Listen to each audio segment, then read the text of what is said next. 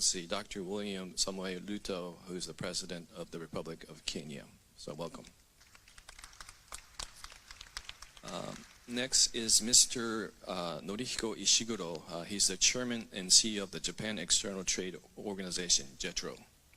Welcome. We have Mr. Lima Yadejea. He's the Chief Commercial Officer of Ethiopian Airlines Group. Thank you very much. Welcome. And we have Mr. Kenji Takaku. He's the Senior Manager and CMO of the Unicharm Corporation. And finally, we have Mr. Cass Kavidia. He's the B20 Sherpa. So welcome. Okay, so for our opening remarks, I would like to invite His Excellency, if you would like, please. Thank you very much, moderator, for this very important meeting and discussion on one of the most powerful tools of development in our continent. Two fundamental issues are central to the growth, the development, and the progress that we make in our continent. Number one is integration. The free movement of goods, services, and people. The challenge that we've had over the years is the interconnectedness of Africa. Challenges of travel from one country to the other, either by air, by sea, or by rail, or by road. Progressively working with partners like JICA, we've made progress. Not as much as we could, but we have made significant progress in modernizing our ports. For example, modernizing the port of Mombasa to make it much more efficient for purposes of moving goods and services around our continent. We are invested in transport networks. At the moment, we are discussing the building of the railway from Kenya to Uganda to DRC, and finally to join it to the other side on the Atlantic, and many other transport routes. So importantly, to connect Africa is of significant importance, and I must congratulate Japan for participating in connecting our continent. Secondly, is to make sure that we have a policy environment that supports and promotes intra-Africa trade. Today, intra-African trade is around 15%, compared to 60% in other regions, including in Asia, here in Asia. And therefore, the signing of the Africa Continental Free Trade Agreement, that was a milestone agreement, now signed by 47 countries, establishes the mechanism for us to remove barriers, to facilitate movement of goods and services around our continent. It is estimated that with the full implementation of the Africa Continental Free Trade Area, we should be able to unlock $450 billion of trade. We should be able to lift up to 30 million Africans out of poverty, and we can move our continent in the right direction. Kenya, for example, has taken the policy position that to facilitate the movement of people and goods and services, we have not only signed into the Africa Continental Free Trade Area to eliminate barriers, we've signed into the East African Community, we've signed into the tripartite agreement, and also COMESA, to build Africa into one single trading bloc with 1.4 billion people and a GDP of $3.7 trillion. And additionally, as Kenya, we have removed visa requirement for any African coming to Kenya to make it possible for Africans, for citizens, for our continent to move freely and to eliminate unnecessary barriers that ultimately impedes trade, impedes movement of people, and reduces transition of services and other requirements that facilitate the development of our continent. Finally, is to work on instruments that also facilitate trade with other nations. Signed the EU Economic Partnership with the EU. We will be having a meeting as the Africa Union next month in November in Angola to discuss trade relations between Africa and the European Union, the 27 countries in the European Union. We are renegotiating AGOA with America. We are signing other agreements with other countries. And TICAD provides us an opportunity for us to have a conversation with this great country, with Japan, so that we can equally look at eliminating barriers that impede trade between Africa and Japan. A case in point is a discussion I had with the Prime Minister of Japan 2 days ago on looking at how we can remove barriers on our agricultural goods that come to this country. Kenya exports tea, coffee, horticulture, macadamia, avocado to many European countries. But unfortunately, we still have barriers of trade of our agricultural goods to Japan. We are looking forward to use the TICAD framework to negotiate as Africa so that we can have greater market access to Japan, to Asia, and use Japan as our friend to launch our way into the Asian market.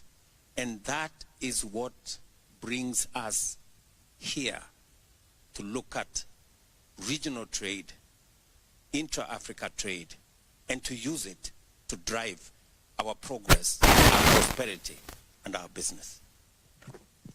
Thank you so much. So, Your Excellency, thank you so much.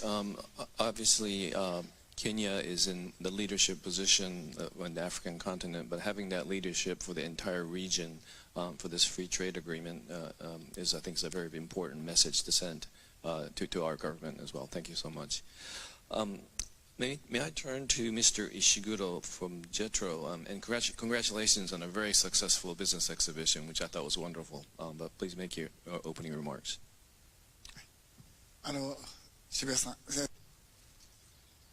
Thank you very much, Mr. Shibusawa. I would like to speak in Japanese. There are 3 points I would like to mention. JETRO is promoting a trade, and to coincide with the TICAD, TREC business forum is being held. And one thing which I would like to report to you is looking back on our history. 194 companies. This is record high number of businesses that are taking part in the forum. 194 businesses. This is the number I would like to report, of which 133 are participating for the very first time. So what I want to share with you as point number 1 is the Japanese businesses' interest in the African market is rising. Second point is that scratch the surface. That is what we like, how we want to achieve access to the market. If I could take some examples of businesses, what is going on in the local market, and people who can offer solutions to those challenges are successful. In the case of Ebara, for example, pump prices are very expensive, but in Kenya, there are not many rivers, and therefore you need to dig deep wells in order to get access to water. And conducting maintenance in an expedited manner, and that is kind of compensating for the high price. So on a life cycle basis, Ebara is able to offer high quality pipes. And in the case of Fuji Films, They're using AI, and X-rays are being offered in places where there is no electricity. More than 100 times of X-ray operations can be conducted. So in this way, there are companies that are taking on the challenges to address societal problems or challenges in Africa, not just scratching the surface, but entering into the market deeply is very important. The third point, as was mentioned by Shibusawa-san at the outset, I feel that we're entering into an era of investment. International cooperation, of course, is important, but the role is that is expected of Japan is investment. Especially, there's a big population amongst the youth in Africa, and how to provide quality employment is what is expected of Japan. And therefore, at JETRO, we're going to promote investment, that's number one, and also support startups. So to provide a lot of employment opportunities for the youth is very important. And the third point is a point that was covered in the business forum about the pop culture. Animation, anime, manga, this culture is highly valued and appreciated in Africa, especially among the young population.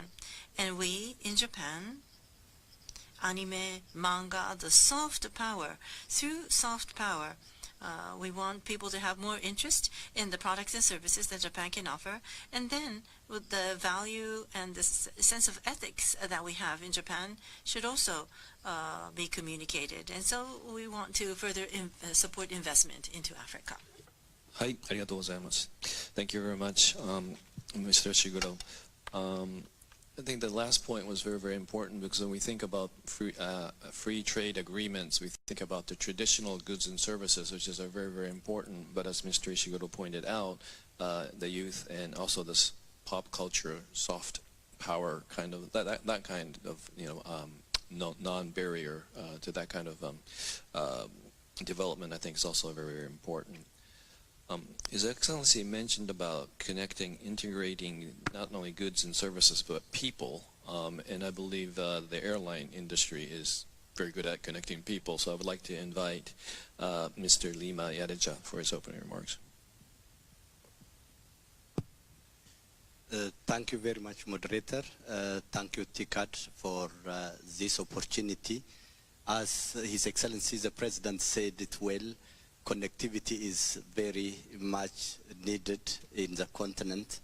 We in Africa have a huge population of more than 1.4 billion, and the amount of goods being transported through the continent is huge. At Ethiopian Airlines, we do fully understand the need for timely continental free trade area, and we appreciate the initiatives by African Continental Free Trade Area. And being in this business for the last 8 decades, we are the true witness to observe the development and also change of human life by being connected to the rest of the world, not alone the inter-regional integration. When we start flying from the east to the west, we observed a huge movement of indigenous African way of doing business between the regions that enabled Africans to discover their true indigenous identity and do business around that very unique characteristics. For us, we strongly believe that the African Continental Free Trade area will be very instrumental, provided that some of the current challenges we do have at hand got solution timely. The first one is the infrastructure issue. Interregional trade, interregional mobility can be assured by having standard infrastructure in place like road, railway, and the like, because unless we do have to the standard infrastructure, it will be very difficult to move goods from one country to another. The other serious concern area is non-tariff barriers. The bureaucratic customs, licensing, and also inconsistent regulations between countries inhibits the movement of goods timely. In today's world, time is very important, and the faster we can transport goods along the borders, the better the acceptance and the productivity will be. Therefore, the non-tariff barriers need to be properly looked into. The other issue that encounters is fragmented industrial policies. The industrial policy in one country will not match with the policy in other country. For example, Ethiopian industrial policies are not aligned with that of Kenya or Burundi or Rwanda, and hence whatever we produce in one country might not go without hassles to the other country. The other serious concern area is limited access to finance. In cooperation with companies like JETRO, we need to improve access to finance for young, energetic, and educated Africans.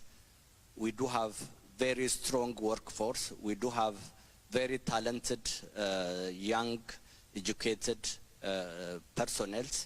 Therefore, having access to finance will enhance. Unless we provide them access, a good access to finance, this will remain to be a challenge. The other issue will be skill and the technology gap. In universities across Africa, we can easily teach the theoretical part of the science, but having hands-on personnel need a practical exposure and also training through technological guidance. Therefore, working in these areas might enable the movement of goods across African borders. Equally, it is important when it comes to human mobility to have a free visa or African Union's free movement protocol to be in place and ratified by African countries. His Excellency the President clearly said that Kenya is doing a great job in this regard. Thank you very much. Under your leadership, we saw that we Africans can easily go to Nairobi and do business. As said earlier, we do have a strong interest in startups in Kenya. Those kind of free movement are very vital in order to enable the spirit of African continental free trade area. It is equally important to have a standardized educational curriculum in the African continent. Today, a university graduate in Addis Ababa might not be able to got a license and enter into professional exercise in Nigeria or in Mali or in Senegal, because the curriculums are different, and hence it is really important to have a standardized curriculum when it comes to training requirements along the continent. The other issue is also information lack on labor market data. If Ethiopia made available the requirement when it comes to labor, and if Kenya is able to provide that kind of human resource, or if Ethiopia is ready to export its labor to Kenya and Kenya do the same, it will enable the spirit of the African continental free trade area. At Ethiopian Airlines, we are always working hard to address the issue of logistics. We are currently flying to more than 64 cities in Africa, and wherever we go, we saw that the challenges, especially in non-tariff barriers, is really challenging us a lot, and it hinders the development of Ethiopian Airlines. Therefore, as a company, we strongly advocate the single African air transport market, SATM, and also we are highly investing and also working around the policymakers when it comes to the enablement of the African continental free trade area. Thank you. Thank you so much. Your comments reminded me of Japan's success in our development, and it was basically based on infrastructure of air, road, and rail. And if we imagine Japan had tariffs on 7 prefectures, it would have never, developed in the way it was. But I think at the very end, I thought it was very important, because we could have all the agreements in place for free trade, but unless you have the human capital to deliver based on that, I think that's a very important point. Thank you so much. I would like to turn to the business sector regarding this topic, and initially I would like to ask Mr. Takaku from Unicharm for his comments. はい、皆さんこんにちは。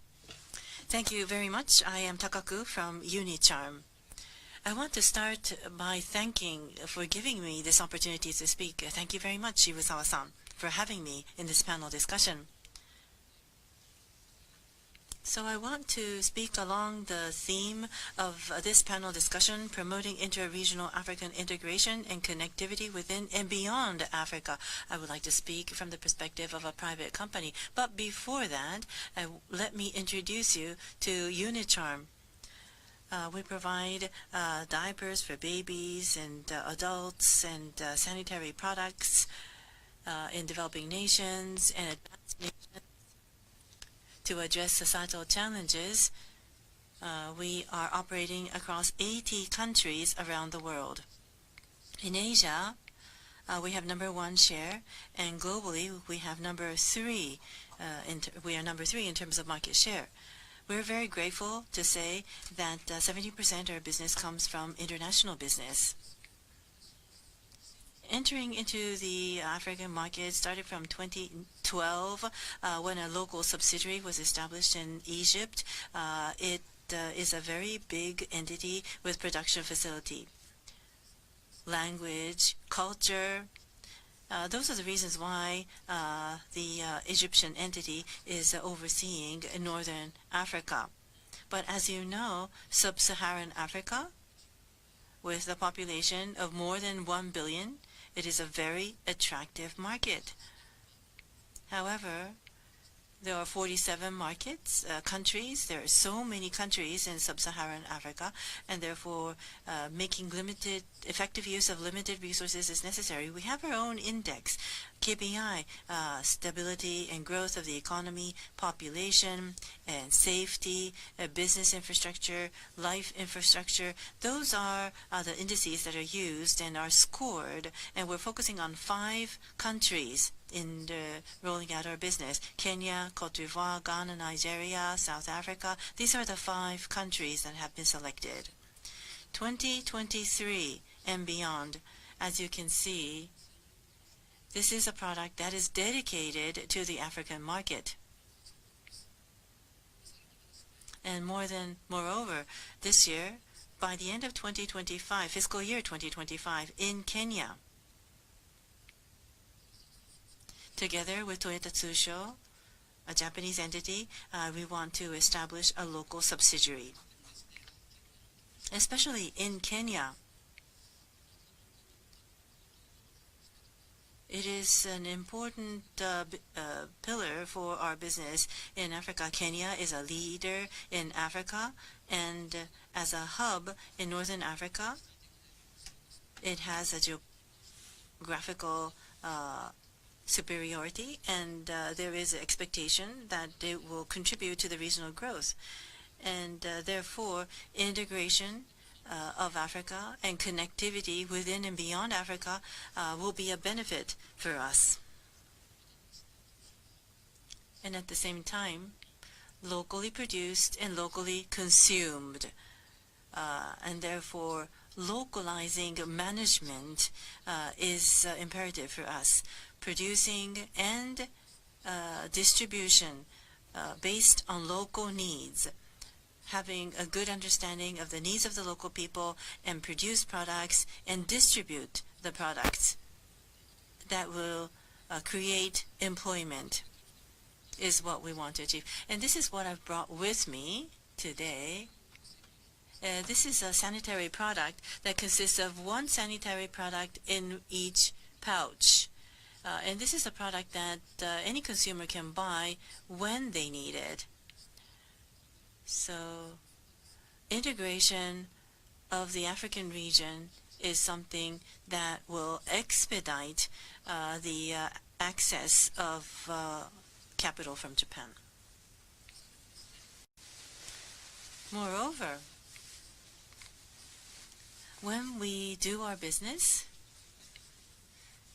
for example, customs clearance or receiving license permits to do business, it's quite cumbersome to do that in different countries, but if it becomes standardized, I'm sure it will be conducive to accelerating the process. And lastly but not least, I would like to say that our business is empowering many women locally. Small-sized kiosks. We would visit these kiosks and meet with the owners and engage in dialogues and conversations with them in selling our products. And of course, we are selling sanitary products, but at the same time, we talk about periods, about the knowledge to enlighten the local people. So the use of sanitary products is still around 40% in Africa. And together with the government officials and government staffs, for example, sanitary products to be offered in primary schools and offering education programs. So we want to contribute to the local community. And at the end of the day, that will support the empowerment of women in the society. In order to make this possible, as I said, African integration is necessary, and connectivity within Africa is indispensable. And so with this meeting as a trigger, I hope we will pave the way going forward. Thank you. Very much. So for the promotion of intra-regional African integration connectivity, we can have all these rules in place, but I think Mr. Takaku made a very important point, especially for the consumer businesses. You have to be close to your market. So thank you very much for that. Sorry to keep you waiting, but Mr. Kovida, may I have your comments, please? Thank you very much. Let me just quickly say what the B20 is. So the B20 is the business stream of the G20, and South Africa has the honor of chairing and hosting the G20 this year. And we are, as the business organization, the biggest business organization in the country, hosting the B20, and I am the B20 Sherpa, essentially leading the B20. We have put Africa at the center of the agenda for B20. And through 8 task forces, we have looked at issues that are totally relevant to the continent and actually contribute to the need and talk to the need for the continent to become more integrated and for value chains to be more integrated and for the continent to actually address itself as a single block in many issues that it needs to deal with and in many negotiations it needs to have with multilateral organizations and others. So I'm just going to quickly run through the themes, the 8 critical areas that have come out of the B20 and will contribute to the theme of this panel. The first is to power infrastructure and industry through capital access. And we are looking at a number of priority issues. One is blended finance, innovative financing mechanisms and instruments, and finance access to finance for SMMEs and underserved groups. We're also looking at and making recommendations on the problem of debt faced by the continent, and talking to what rating agencies need to do to have a different approach toward the continent and the way they rate the continent and rate countries on the continent. The second is to drive food security through sustainable agricultural value chains, which we think is absolutely critical. And the priorities we're looking at is the resilient food systems, climate smart agriculture, empowering agri-businesses, and driving food security through a focus on affordable, nutritious diets and resilience to global shocks. The third one is to build sustainable and climate responsive economic systems. And here the priorities are to mobilize climate finance at scale, to accelerate renewable energy and technology adoption, and to ensure inclusive growth by enabling SMEs and underserved groups to benefit from green transitions. The fourth one is to empower Africa's digital and skills transformation. And here the priorities are to invest in digital infrastructure and connectivity, to equip the workforce with future-ready digital skills, and we have one of our strengths as a continent is the young population we have. We need to equip that population with future-ready digital skills so that it contributes to the continent and contributes to other parts of the world, and to leverage responsible technology and transparency.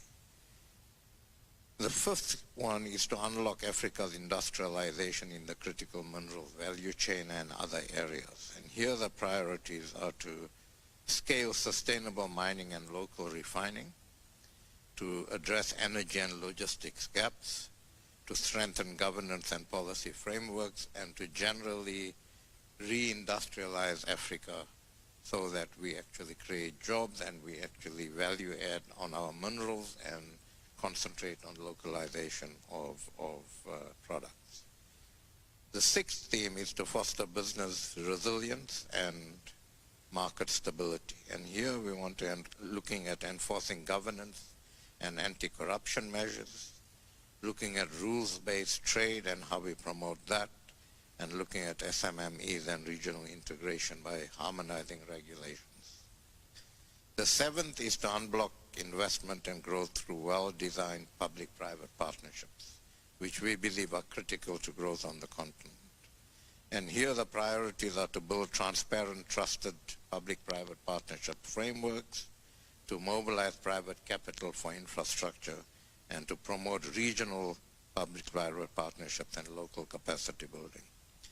Finally, the eighth priority is to build competitive markets by empowering women, upgrading SMEs, and championing safe workforces.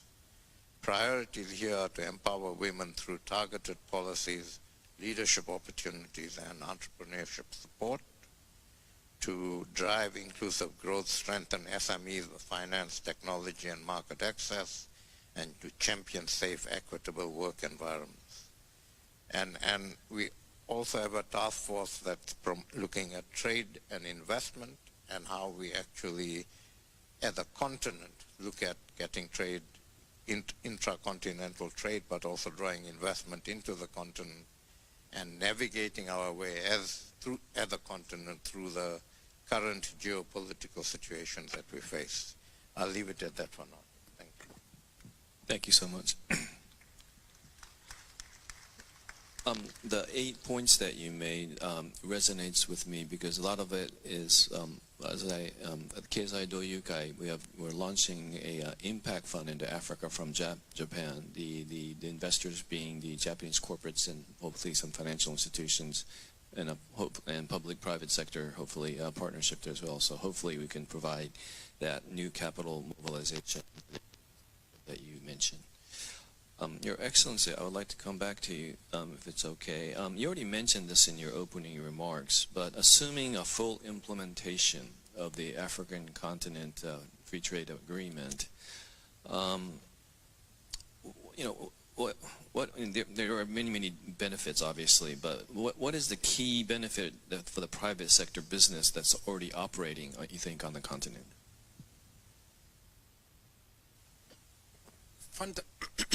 Fundamentally, there are three issues that the full implementation of the Africa Continental Free Trade Area will unlock.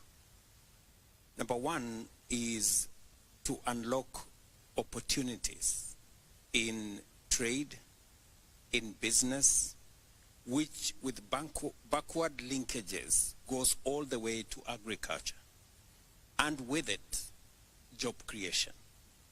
So there is a value chain, a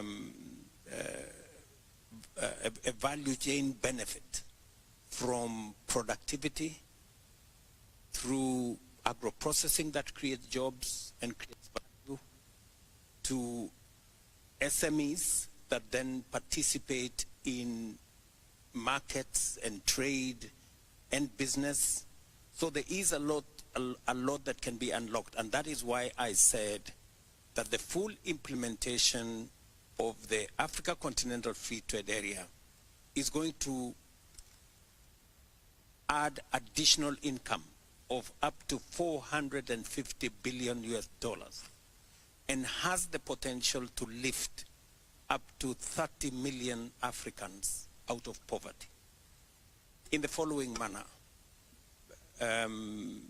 That whole trade infrastructure taps into the skills, the expertise, the knowledge of our young people and brings young people into the center of trade, investment, and business, either working in our agro-processing and value addition ecosystems, or whether it is value addition of agricultural products, value addition of our minerals, value addition in our motor vehicle assemblies, technology assemblies, and the whole of that space. And secondly, apart from job creation, and I'm talking about real jobs, that's what we are experiencing, for example, in Kenya. We're doing more in our county aggregation and industrial parks to add value to our products. We're working with the special economic zones to add value to our products, both for consumption locally and for trade with other countries. That's number one. Number two, it brings the private sector into the equation. And with it, private sector expertise, private sector capital to support the whole growth of the African continent. Private sector will come in as processors. They will come in as traders. They will come in as logistics. They will work with institutions or corporations like Ethiopian Airlines, Kenya Airways. These are corporations that will benefit in enabling logistic movement of the products we produce in our continent. And therefore, it benefits the young people of our continent, and Kenya and Africa, for that matter, being a very young continent, there is need to deliberately create opportunities for work. Number two, there is also need to deliberately support micro, small, and medium enterprises run by young people, run by women, and everybody in that ecosystem by leveraging on private sector expertise and private sector capital. And then finally, it translates into economic activity. It translates into wealth generation, wealth creation, and finally dovetails into the prosperity of our continent, and Kenya and Africa contributing meaningfully to global trade. As we talk today, Africa contributes only 3% of global trade. yet we have 1.4 billion people. That is not commensurate with what our wealth and our contribution should be.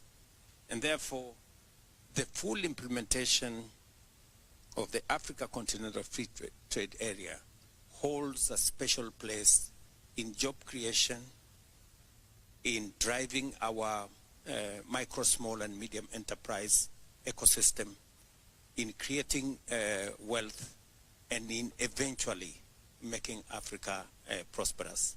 And that is why we are invested in making sure it works. In November this year, in Angola, we will be discussing the reform of the Africa Union to be a fit-for-purpose organization. My colleagues, African heads of state and government, chose me as the champion for the reform of these institutions. And we are aligning our institutions so that they better serve our continent, our young continent, to better serve the young people that we have in our continent. And therefore, we are focused on making sure that working with partners like Japan and other partners, and as I told you, we will not only be having this conversation with Japan, we will be having this conversation with the US, we will be having this conversation with the EU, because we believe there is value that Africa can bring into the equation. Value of the assets that we have, whether it is our agricultural land, value that we have in our natural minerals, value that we can bring of our big market, and especially realizing that 1 in every 4 people in the world will live in the African continent by 2050. So we will form the largest market, and it is us as leaders of today to prepare ourselves and the entire space to be ready for the Africa that we are looking forward to in the very near future. Your Excellency, thank you so much. Seems like to me, thank you. The private sector, I think the role, as is mentioned, is all about value creation. So that's what it leads to, I believe. Ishiguro-san, the same question. In full implementation, what does it mean for the private sector?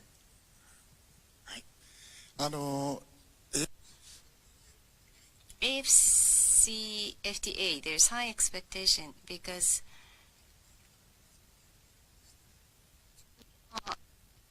but same thing has been said, 1.4 billion of population, GDP. Africa is already 70% of ASEAN GDP, but unfortunately that's divided between 54 countries, and it's difficult for Japanese companies to grasp as a whole. But if we can capture that as a whole through African Continent FTA, it's going to make it easier for Japanese companies to take inroads. So institutions and standardization of norms are what we hope for. So one standard will be effective in another country. That's the ideal. And also supply chain will be established in that context. It's something that already occurred in ASEAN, but unfortunately Thai and Cambodia are in conflict. But Thai plus one kind of supply chain was established in ASEAN, and with AFCFTA, we could also expect such a model to emerge in Africa. Japanese companies investing in Africa and creating new values. That's what we are expecting. Thank you. So, thank you. We know about the benefits, but let's talk about the challenges for this, interregional value chain in human mobility. And I'm going to ask the question to our representation from business in Unicharm and Ethiopian Airlines. So Takak-san, maybe you could start.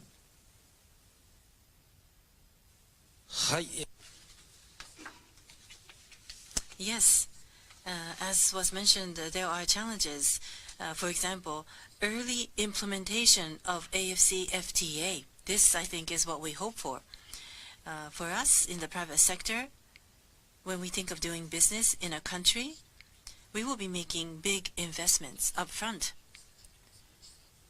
We are in the equipment business, and therefore, for stable business operation, a certain scale is indispensable.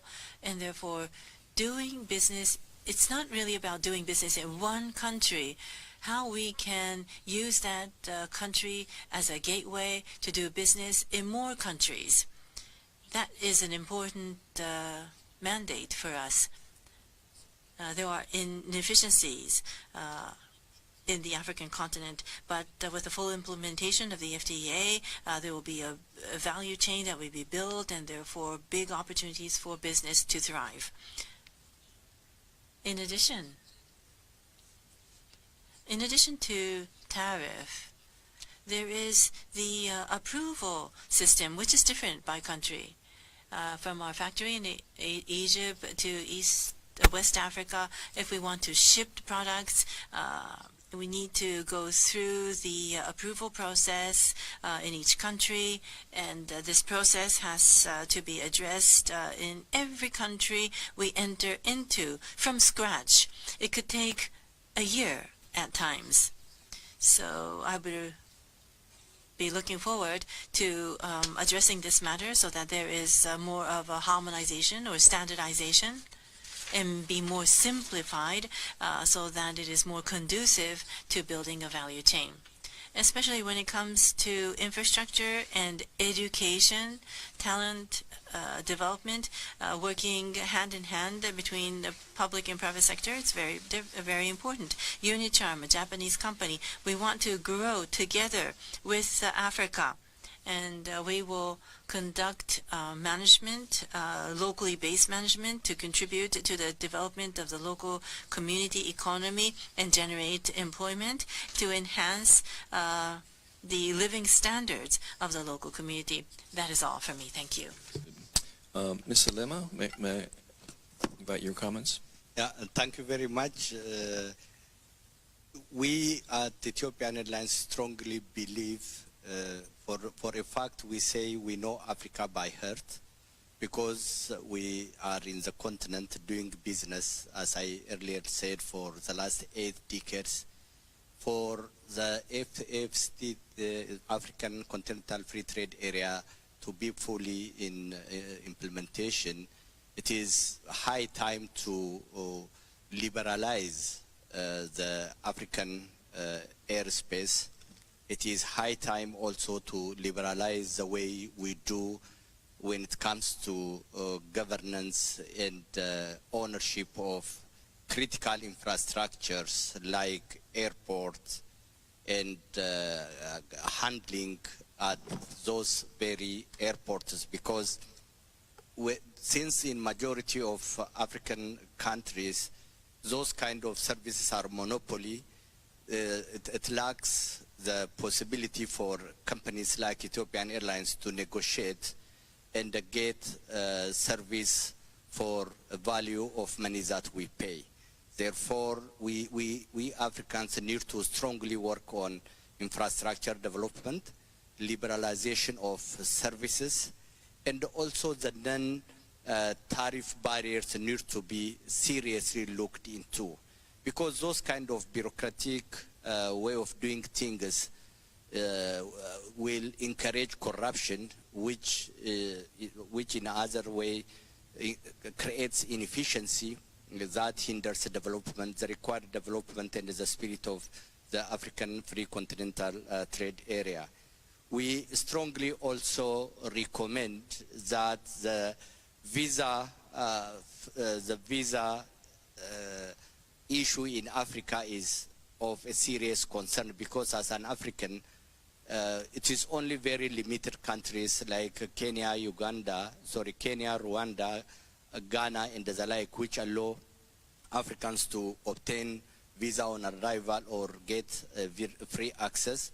Currently, Ethiopia also introduced a free on arrival visa facility. Those kind of things are very vital and important to reduce the cost of logistics and transportation in Africa. Therefore, we really need to seriously consider a policy framework that enables Africans to trade and Africans to move between countries without any barrier. It is important also to collaborate rather than compete among African countries in order to create a conducive environment. In order to do so, we have a lot to learn from countries like Japan, and it is also important to closely work with companies like JETRO, which are trying to bring the Japanese business and the capital into Africa, because one of the critical factors in Africa is access to capital. Hence, if we are able to succeed in these areas, hopefully Africa will be more connected. Thank you. Thank you very much. Thank you very much. Sorry, Shigo-san has to leave. So the session, I'm sorry, in Japan, we can't be over time. And we have to apologize for being 30 seconds over, and actually I'm 3 minutes 30 seconds over. So my apologies, and apologies to Mr. Kovida for not being able to invite your final comments as well. But thank you very much for this very lively discussion. Actually, the one comment that I would like to close with is we're talking about free trade agreement, but I think the very important comment by Mr. Lima in his opening remarks is everybody has their indigenous identity. So it's not coercing, which is in Japanese called kyose, into one.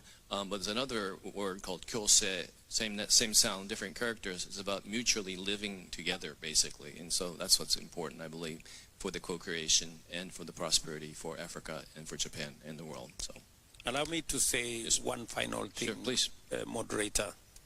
In our audience is our Deputy Chairperson of the Africa Union Commission. And part of the reform that we are working on is exactly to address the challenges the private sector is raising, that we should have a unified, standardized approach where business can, like a one-stop shop for Africa to be able to speak with one voice. And the reform that we are undertaking at the Africa Union Commission is so that we can give greater leeway and power for the Africa Union Commission to speak for Africa, to act for Africa in a unified manner.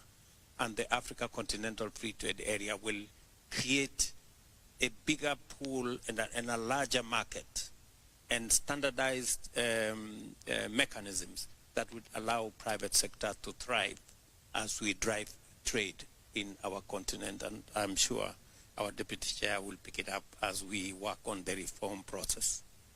Okay, Your Excellency, thank you very much for your closing remarks, and the session is closed. Thank you so much. ありがとうございました。Thank you very much.